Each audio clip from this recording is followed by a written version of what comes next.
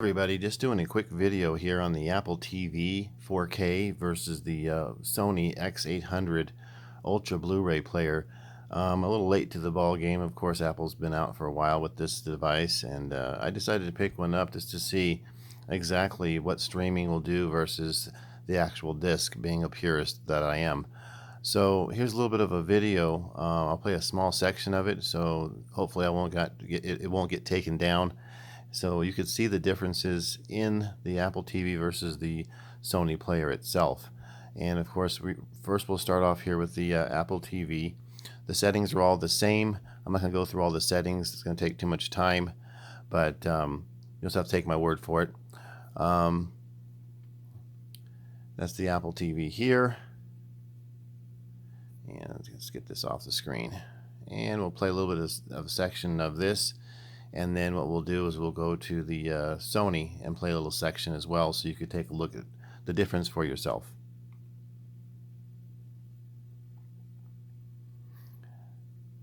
First thing I'm noticing that it's super clear, especially for streaming. Probably the best streaming I've ever seen. I'm going to take just a second to buffer here.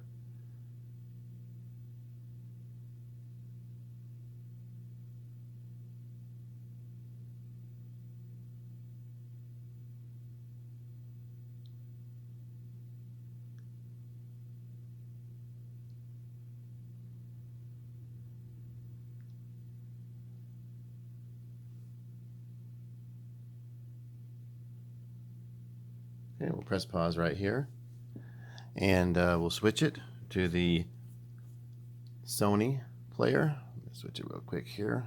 I'm on HDMI 2 and HDMI 3. The HDMI 3, the Sony player is on right here, and they're both directly hooked into the television set directly. They're not going through any type of receiver or preamp processor.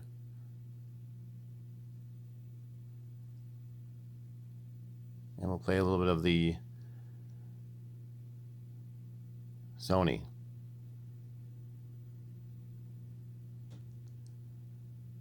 It's just a little bit more pop, a little bit more brilliance. There's definitely a difference, that's for sure.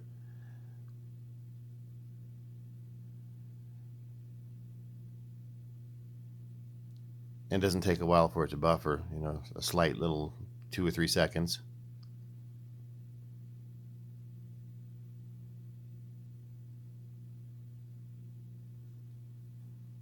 Okay, and we'll switch it back to the Apple.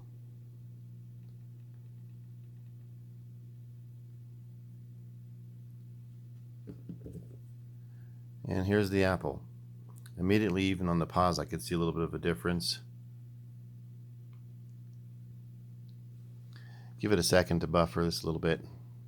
Give it a fair shake.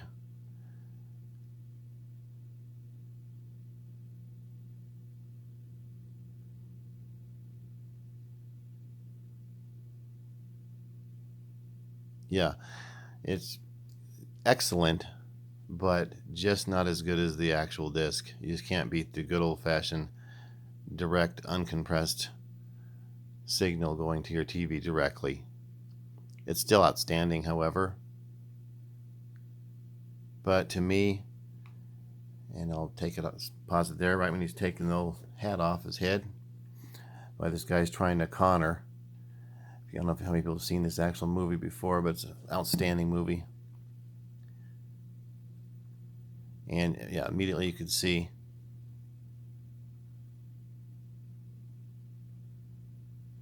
the difference in the actual disc itself.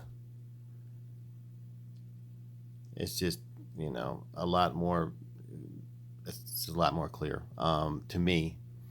The further you sit back on the TV, the less you're going to see of the difference, by the way.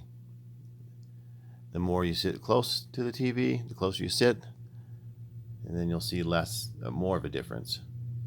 So, I mean, that's just the way it goes with these type of things. My opinion on the Apple is going to be, it's still a streaming device. It doesn't have that perfected, look on the the screen. It's just, to me, I just love the direct disc. Now you are paying more for the discs. I think the Apple's.